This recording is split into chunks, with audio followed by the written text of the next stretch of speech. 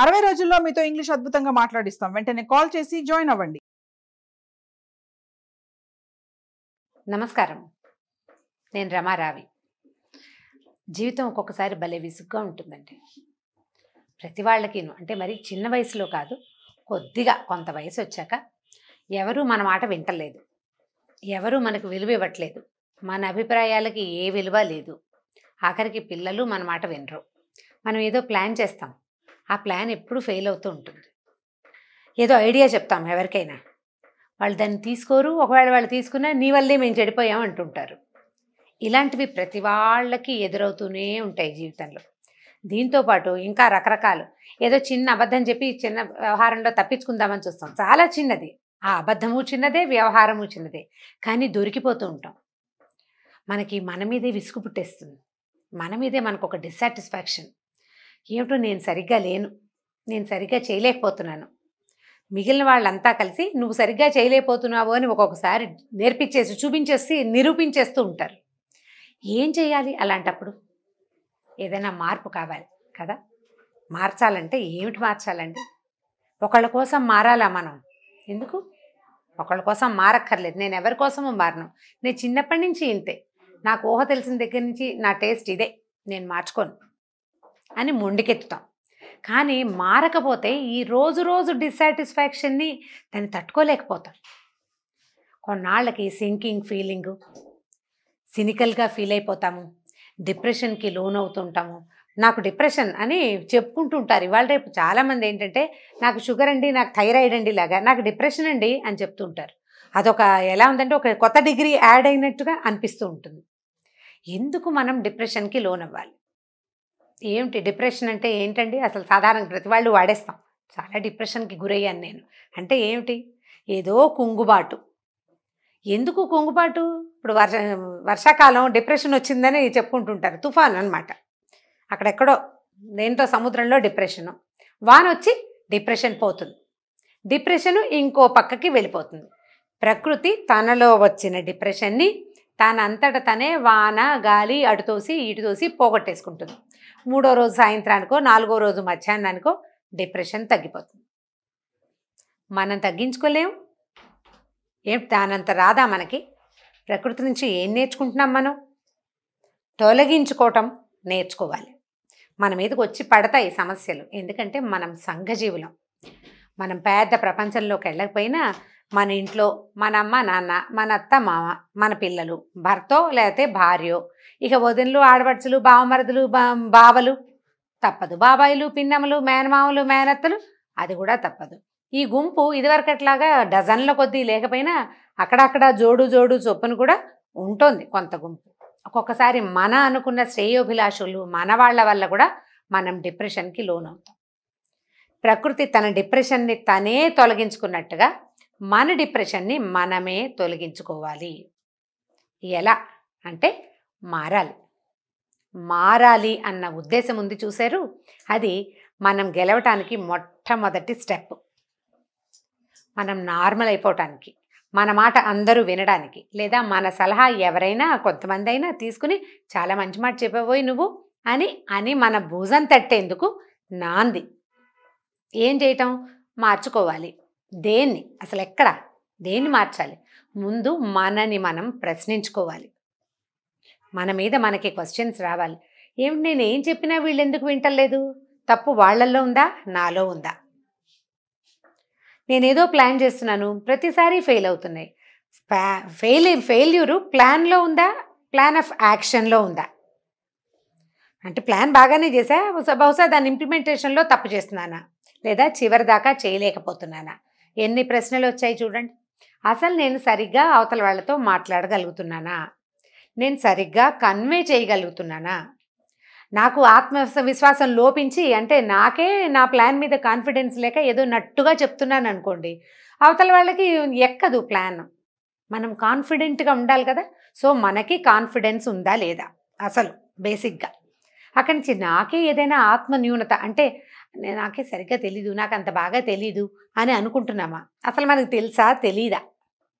ఎన్ని ప్రశ్నలు వచ్చాయో చూడండి. మనం అవతల వాళ్ళతోటి సరైన సత్సంబంధాలు మెయింటైన్ చేయగలుగుతున్నామా లేదా? నేను డిపెండెంట్గా ఉన్నానా, నేను డిపెండెంట్గా అయిపోతున్నానా, నేను ఇండిపెండెంట్గా ఉంటే నా మాట ఎవరైనా వింటారు. నేను డిపెండెంట్ అనుకోండి, నా మాట ఎవరు వింటారు? పెద్దగా ఎవరు వినరు. మనం ఒక పెద్ద పందిరికి వేసిన రకరకాల స్తంభాల్లో ఓ స్తంభం అనుకోండి, అప్పుడు ఏముంది, ఆ ఒక్క స్తంభం తీసేసిన పందిరి నిలబడుతుందండి. ఆలోచించి చూడండి. అదే మనం ఆ పందిరికి మూల స్తంభం అనుకోండి, మనని కదిపితే పందిరి పడిపోతుంది. ప్రతివాడు తన జీవితపు సౌధానికి మూల స్తంభం కావాలి. నా ఒక్కదానికి, నేనొక్కడికి అని కాదు, మనతో ఉన్న చిన్న గ్రూప్కి ఈ మూల స్తంభం కావాలి. అంటే మనం ఇంతకుముందు అలా లేమనుకోండి, అలా మారడానికి ప్రయత్నం చేయాలి. మారటం చాలా సహజమైన విషయం అండి. ఇప్పుడు ఇంత పెద్ద అయ్యాను, నాకు 50 ఏళ్ళు వచ్చినాయి, లేకపోతే 40 ఏళ్ళు వచ్చినాయి, చిన్నప్పటి నుంచి నేను ఇలాగే ఉన్నాను, నేను ఎందుకు మారాలి అని అనుకోకూడదు. ఎందుకంటే మనం మార్పు అత్యంత సహజమైనదిగా భావించగలగాలి. మొదట చూడండి, మనం ఇంతగా పుట్టాం. ఇంతగా పుట్టడానికి ముందు మనం ఎంతగా ఉన్నాం? ఒక చుక్కలా ఉన్నాం. చుక్క నుంచి ఇంతకు వచ్చాం. ఇక్కడి నుంచి మెల్లిగా పాకాం, నడిచాం, పరిగెత్తాం. తర్వాత జీవిత గమనంలో ఏదో చదువుకున్నాం, ఉద్యోగాలు చేస్తున్నాం, పెళ్ళిళ్ళు చేసుకుంటాం, పిల్లలు కలుగుతారు, ఇంకా ఇంకా ఇంకా ముందుకెళ్తున్నాం. మారేమా లేదా? డెఫినెట్గా మారాం. ఇప్పుడు మనం కుర్రాళ్ళకి టీషర్ట్లు, జీన్స్లు అలవాటు. ఒక సాఫ్ట్వేర్ ఆఫీస్లో చేరతాడు, చక్కగా ఫార్మల్స్ వేసుకోవాలి అంటారు. చక్కగా లేత గోధుమ రంగు చొక్కా, ముదురు రంగు ప్యాంటు వేసుకుని, ప్యాంటు చక్కగా బెల్ట్ అది పెట్టుకుని, టై కట్టుకుని ముచ్చటగా తయారవుతాడు అబ్బాయి. అవుతాడా ఆవిడ? ఇప్పుడు మారినట్ట కాదా? మారాడు. అంతకుముందు స్పీడ్గా మాట్లాడేవాడు, ఆఫీస్కి వెళ్ళాక మృదువుగా మాట్లాడాల్సి వస్తుంది. ఇంటర్వ్యూల కోసం తయారవుతాం. మన మామూలు ధోరణిని మనం కొంత మార్చుకుని జీవితంలో గమనంలోకి వెళ్ళడానికి ప్రయత్నం చేస్తాం. ఇప్పుడు నేను ఒక విషయం చెప్పానా, ఇలాంటివి అన్నీ చేస్తామండి. ఇదివరకు 2 జడలు వేసుకునే వాళ్ళని చిన్నప్పుడు. కాస్త వయసు వచ్చి 10th క్లాస్కి వచ్చాక ఓ జడ వేసుకోవటం మొదలు పెడతారు ఆడపిల్లలు. తర్వాత ఇంకా కొంచెం ఇంకా కాస్త ఫ్యాషన్గా ముందు కాస్త కత్తిరించడం, వెనకాల కాస్త టైట్గా పెట్టడం, 5-6 రకాల జడలు వేసుకోవటం. ఆ క్రమంగా ఏ తెల్ల జుట్టు వచ్చాక నాకు మళ్ళీ చక్కగా షార్ట్ హెయిర్ కట్టు. మార్చుకోలేదు. చిన్నప్పుడు నా 10th క్లాస్లో ఉన్న ఇంతలా ఇంత పొడుగు జడ ఎలా ఉంటుందండి? మారలా మనం? మారాం. ఎన్నెన్ని మార్చుకున్నాం. మన బట్టలు మారిపోయినాయి, కట్టుబొట్టు మారిపోయింది, మన హెయిర్ స్టైల్స్ మారిపోయినాయి, మనం వాడే వస్తువులు మారిపోయినాయి, మన లివింగ్ స్టైలు అంతా మెల్లిగా కాలానుగుణంగా, ప్రపంచానికి అనుగుణంగా మారి తీరుతుంది. ప్రతిదీ మారాల్సిందే. మార్పు ప్రకృతి లక్షణం. ఇప్పుడు నేను మారాలి అనుకోగానే మనకు ఒక అహంకారం అడ్డం వచ్చేస్తుంది. నేను ఎందుకు మారాలి? ఎవరికోసమైనా నేను మారాలా అనిపిస్తుంది. ఎవరి కోసము మారద్దు. ఇది నా పక్కా స్టేట్మెంట్ అండి. ఎవరి కోసం మనం మారద్దు. ఎవరికోసమైనా మారాల్సిన అవసరమే మనకు లేదు కదా.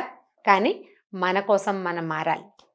మనం హాయిగా ఉండటం కోసం, మనకి సింకింగ్ ఫీలింగ్ రాకుండా ఉండటం కోసం, మనం డిప్రెషన్కి లోన్ అవ్వకుండా ఉండటం కోసం, మోరోవర్ మనం ఒక వ్యవస్థకి, చిన్నది మన కుటుంబమైనా సరే, దానికి మూలస్తంభంగా ఉండడం కోసం మారవలసి వస్తే తప్పకుండా ఆ మార్పు అత్యంత ఆచరణీయమైన మార్పు.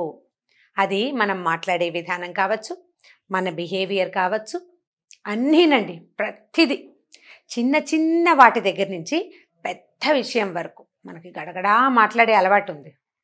మనకు వచ్చిన కంపానియన్కి పెద్దగా ఇష్టం ఉండదు, అతని దగ్గర తక్కువ మాట్లాడతాం.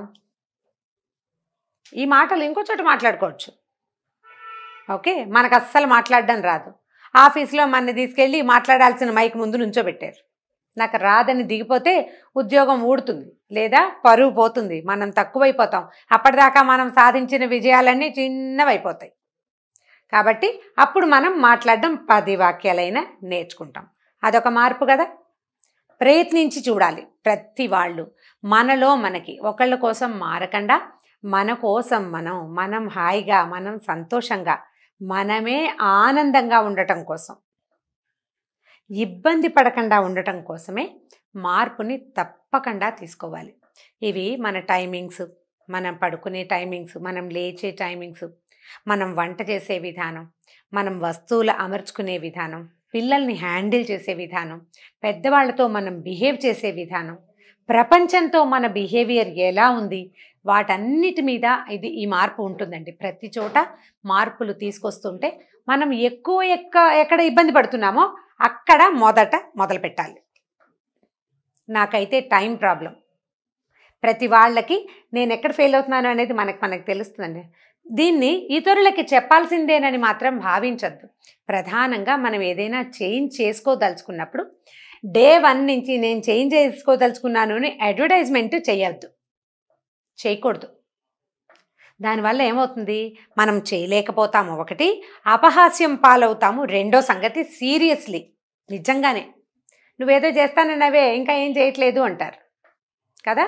కాబట్టి ముందు చెప్పద్దు. మనలో మనం లిస్ట్ అవుట్ చేసుకుందాం. ఇందులో ఆడవాళ్ళు, మగవాళ్ళు, టీనేజ్ పిల్లలు, పెద్దవాళ్ళు, మిడిల్ ఏజ్ వాళ్ళు తేడా లేదండి. ప్రతి వాళ్ళు దీన్ని తీసుకోవచ్చు. ఇది ఒక సెల్ఫ్ ఛాలెంజింగ్ థింగ్. మనకి మనం వేసుకునే ఛాలెంజ్. అసలు నా వల్ల అవుతుందా అని ఆలోచించాలి. మన వల్ల అవుతుందండి? అబ్బో నా వల్ల కాదండి అంటే మనం ఇప్పుడే ఓటమిని ఒప్పేసుకుంటున్నట్టు. ఎందుకు ఒప్పుకోవాలి? మనం ఒప్పుకోవద్దు. ఓటమిని మనం ఒప్పుకోవాల్సిన పనే లేదు. గెలిచి తీరాలి ప్రతి వాళ్ళు. పెద్దది కురుక్షేత్రం కాదండి, చిన్నది మన జీవిత పోరాటాన్ని మనం గెలిచి తీరాలి. ముందు లిస్ట్ అవుట్ చేసుకోండి. లిస్ట్లోంచి నా లిస్ట్ ఒకటి ఉంది.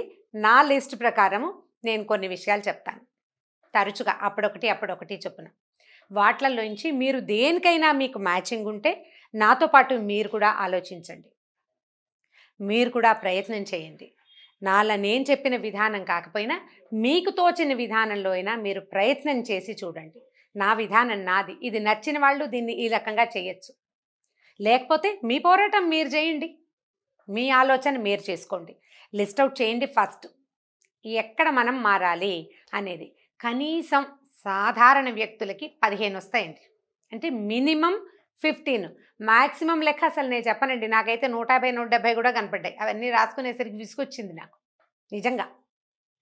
ఇవన్నీ ఎక్కడ బాబో ఇవన్నీ మార్చాలా అనిపించింది. మారితే మారతాను, లేకపోతే లేదు. మొదటి 15 సీరియస్లీ చేయవలసింది చేసి తీరాలి మనం హాయిగా ఉండటానికి. సో మళ్ళీ కలుద్దాం మన లిస్ట్ తోటి. అంతవరకు సెలవు. నమస్కారం.